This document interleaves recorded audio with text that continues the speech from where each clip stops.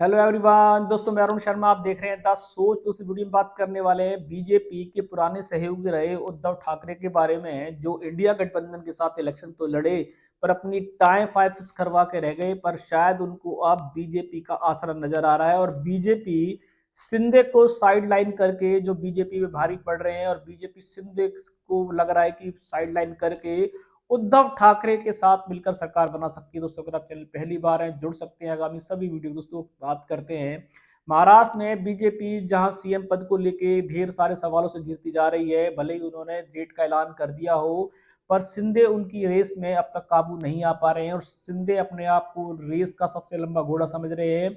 BJP उनके पर नहीं कुतर पाई है, पर बीजेपी के सामने मुश्किल ज्यादा बड़ी नहीं है।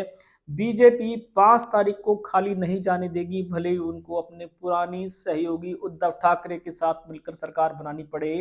क्योंकि उद्धव ठाकरे ने 5 साल बीजेपी के लिए गाल बजाए थे, पर वो इस बार हार के बाद बीजेपी के साथ सहानुभूति सॉफ्ट कॉर्नर नरते नजर आ रहे हैं और उद्धव ठाकरे राहुल गांधी इंडिया पार्टी पे ही अपनी हार का टीकरा फोड़ रहे हैं।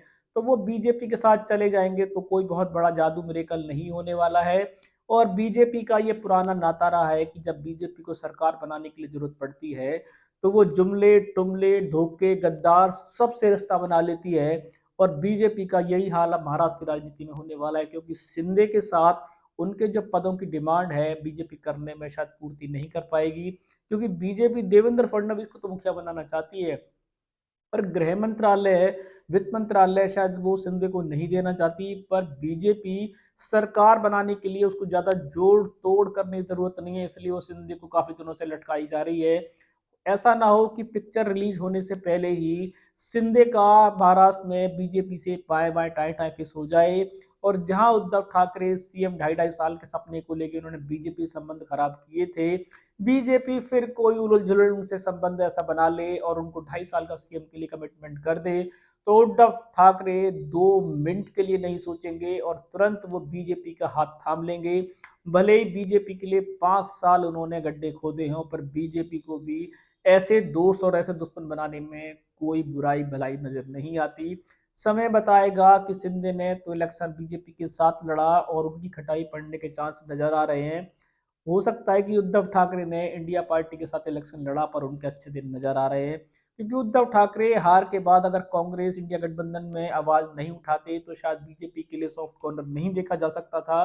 पर वो अपनी हार का ठीकरा शरद पवार, राहुल गांधी और इंडिया पार्टी को फोड़ रहे हैं, तो इसका मतलब वो बीजेपी में जा सकते हैं। दोस्तों, फिलहाल महाराष्ट्र की राजनीति में बीजेपी के पास सरकार बनाने के लिए बहुत सारे विकल्प हैं। किसी भी सूरत में अगर शिंदे उनकी बात को सहमत नहीं होते हैं और बीजेपी उनको मंत्रालय, गृह मंत्रालय नहीं देती है और शिंदे से दो टूक संबंध टूट जाते हैं, तो उनके पास विकल्प के तौर पर अजित पवार और दूसरे नंबर पर उद्धव ठाकरे हैं, जो बीजेपी का दामन थामे रखेंगे और इंडिया पार्टी को ठेंगा दिखा सकते हैं और बीजेपी सरकार बनाने में फिर कामयाब हो जाएगी, भले ही सिंधे साथ हो या ना हो। दोस्तों, महाराष्ट्र की राजनीति में हर दिन नया कुछ होगा और इसके 5 तारीख को ऐसे बहुत सारे टेलर पिक्चर रिलीज होंगे, जिसमें कोई आ रहा है, कोई जा रहा है, कोई जुड़ रहा है और कोई टूट रहा है। तो उसमें एक नया चेहरा उद्धव ठाकरे भी हो सकते हैं। इस रुझान पे सटीक विश्लेषण लेके आएंगे। क्या उद्धव ठाकरे का नया घर बीजेपी का हो सकता है? क्या बीजेपी सरकार बनाने के लिए सिंधे को साइडलाइन करके उद्धव ठाकरे पे कमान चला सकती है? इस रुझान पे कोई विश्लेषणों का समय से पहले बताएंगे। अगर आप चैनल पहली बार है, जुड़ सकते हैं सारे वीडियो को। दोस्तों, मैं अरुण शर्मा मिलूंगा नई सोच के साथ। अपना ध्यान रखें। नमस्कार।